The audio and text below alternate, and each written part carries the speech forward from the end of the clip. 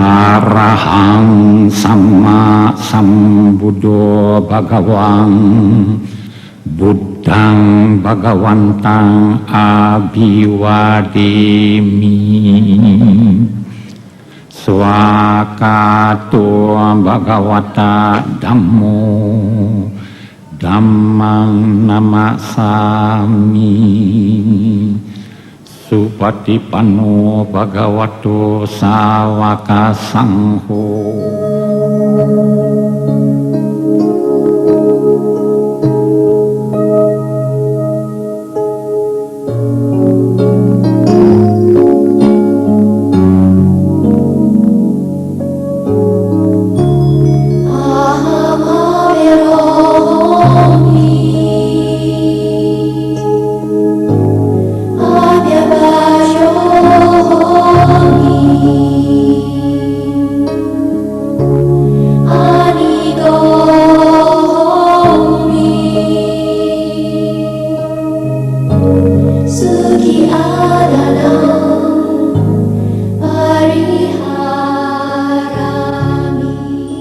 Saat itu langit di atas kota Magelang yang terletak 15 km dari kota Yogyakarta masih belum bersinar terik. Waktu pun masih menunjukkan pukul 7 pagi. Namun sekumpulan orang tua dan muda terlihat tergesa-gesa menuju ke pelataran Candi Mendut. Hari itu adalah 28 Mei 2002, hari pertama pelaksanaan karya bakti kesehatan yang merupakan rangkaian kegiatan dari peringatan Hari Trisuci Waisak 2546. Pelaksanaan karya bakti yang melibatkan hampir 950 orang yang terdiri dari tim dokter, para medis, dan penunjang medis, serta relawan digelar selama 3 hari. Beragam fasilitas pengobatan, mulai dari klinik umum, THT, gigi, mata hingga bedah minor, disiapkan di dalam satu lokasi untuk memberikan kemudahan bagi warga tak mampu untuk menikmati pengobatan secara cuma-cuma. Di tengah kerumunan warga yang tengah mendapatkan pengobatan gratis, tampak sesosok bocah kecil. Santi, demikian nama anak berusia 6 tahun ini. Santi yang masih duduk di bangku kelas 1 SD ini memiliki lidah yang membesar sehingga menyumbat mulutnya yang mungil. Bahkan karena kelainannya, Santi kerap kali diejek oleh teman-temannya di sekolah. Iya, 5 juta. Ya, terima kasihnya Bapak untuk Ibu Walubi, Bapak Walubi. Ada kesempatan pengobatan gratis. Untuk menolong buah hatinya ini, pasangan Kusnadi dan Sumi yang berdomisili di Cilacap tak menghiraukan jarak untuk mencapai ke lokasi karya bakti kesehatan. Tim dokter pun sepakat untuk melakukan operasi awal untuk menangani penyakit Santi di lokasi karya bakti. Kedua orang tuanya pun dengan sabar dan tabah menemani buah hatinya. Bagi mereka, kesembuhan Santi adalah yang utama, agar tiada lagi ejekan bagi putri sematawayang mereka. Ya, memang saya sampai saat ini itu sudah merasakan Yayasan Walubi ini dalam bakti sosialnya memang sangat membantu bagi orang-orang yang kurang mampu, begitu. Ya, saya ucapkan terima kasih sebanyak-banyaknya ke Yayasan Walubi yang mengadakan bakti sosial ini, begitu. Pertolongan yang diberikan Walubi terhadap pasien seperti Santi ini tidak hanya dilakukan di lokasi karya bakti kesehatan saja. Santi pun dikirim ke Rumah Sakit Dr. Sarjito di Yogyakarta untuk mendapatkan pertolongan lebih maksimal. Operasi terhadap Santi pun berjalan lancar dan sukses.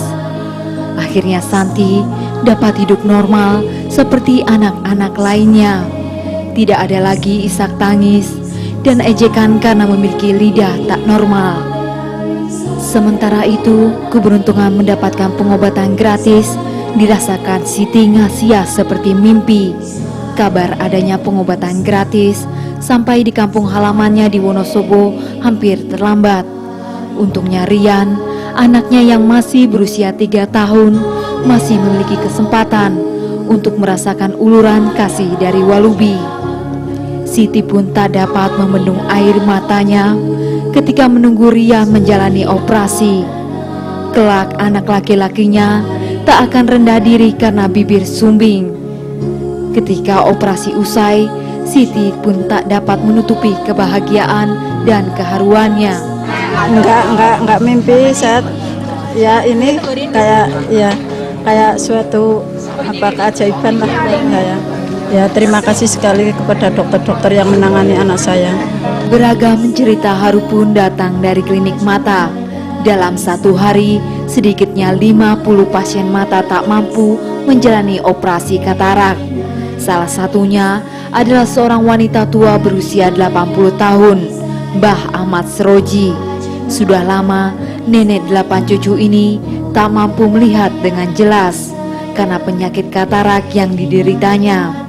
Kehidupan yang serba pas-pasan membuat wanita tua ini harus memupus keinginan untuk dapat melihat kembali. Sampai akhirnya ada pengobatan gratis dari Walubi. Matur nuwun dipun paringi tombo. Mantun paringi bagas waras. Matur nuwun kaliyan panjenengan. Kebahagiaan serupa juga dialami oleh puluhan pasien mata lainnya yang berkumpul untuk bersama-sama membuka perban mata pasca operasi. Keharuan pun tak dapat disembunyikan dari wajah mereka. Tanpa bantuan dari Walubi, mungkin melihat jelas hanya ada di angan-angan. Dokter, terima kasih. Bawa Walubi, terima kasih. Udah, rame-rame.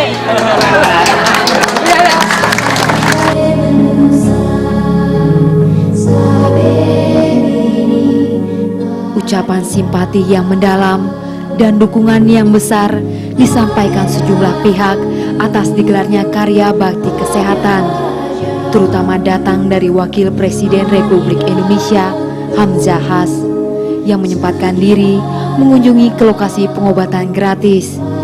Wapres juga berkesempatan melihat langsung ke ruang operasi. Wapres menilai kegiatan seperti ini patut ditiru oleh siapapun. Ya, saya kira saya dalam rangka itu, dan kita patut tentunya kita harapkan juga apa yang sekarang oleh Walubi bisa dikembangkan oleh kekeluargaan masyarakat yang lainnya kan. Ya, itu saya kira. Sementara Ketua Komite Ikatan Alumni Lemhanas Peduli menilai karya bakti kesehatan yang dilaksanakan oleh Walubi ini merupakan sindiran halus bagi bangsa ini untuk menghentikan pertikaian antara saudara sebangsa. Mengharukan sekali bahwa berduyun-duyun dari jam 4 pagi masyarakat di sini datang dari berbagai tempat, yang pakai peci, yang pakai sendal jepit, yang tidak pakai sendal jepit. Ini semua bersatu di sini. Jadi menurut saya bangsa Indonesia sekarang mendapatkan teguran, bukan teguran keras tapi teguran yang simpatik. Diingatkan bahwa sebenarnya menyadarkan orang itu tidak harus dengan kekerasan. Perbedaan agama, pertikaian dan sifat saling memusuhi dan ingin menang sendiri harus mulai disingkirkan. Ada hal yang lebih penting dan utama, yaitu membantu sesama. Apapun latar belakangnya, karena manusia tanpa kesehatan jasmani tidak dapat melakukan apapun, termasuk beribadah. Kita wajib menolong yang membutuhkan pertolongan. Jadi tidak pandang bulu siapa orangnya, siapa agamanya.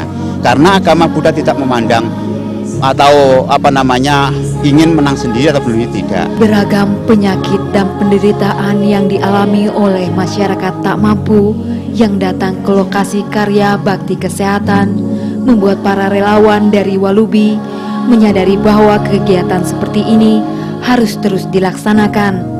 Tidak hanya oleh Walubi, tapi siapapun yang peduli oleh derita saudara sebangsa.